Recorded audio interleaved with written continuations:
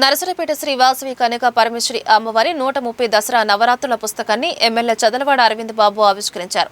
దసరా శరన్నవరాత్రి ఉత్సవాలకి ఆహ్వాన పత్రిక అందజేశామని ఆలయ చైర్మన్ కొత్తమాసు మోహర్ బాబు, కార్యదర్శి కొత్తమాసు వెంకటప్పయ్య, కోశాధికారి పొత్తూరు వెంకటలక్ష్మి వరప్రసాదరావు, ఆలయ కమిటీ సభ్యులు తెలిపారు. అనంతరం ఎమ్మెల్యేను సన్మానించారు. సెప్టెంబర్ 22వ తేదీ నుండి అక్టోబర్ 2వ తేదీ వరకు విజయదశమి వేడుకలు ఘనంగా నిర్వహించనున్నట్లు తెలిపారు.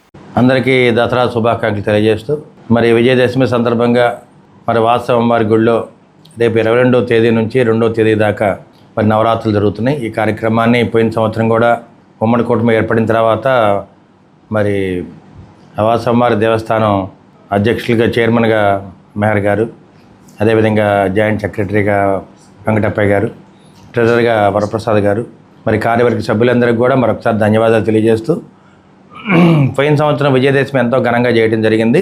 రథోత్సవాలు కానీ ఇవన్నీ కూడా ఎంతో చక్కగా పారువేట ఇవన్నీ కూడా చక్కగా చేయడం జరిగింది. కాబట్టి ఈ సంవత్సరం కూడా దీన్ని ఇంకా ఘనంగా చేయాలి.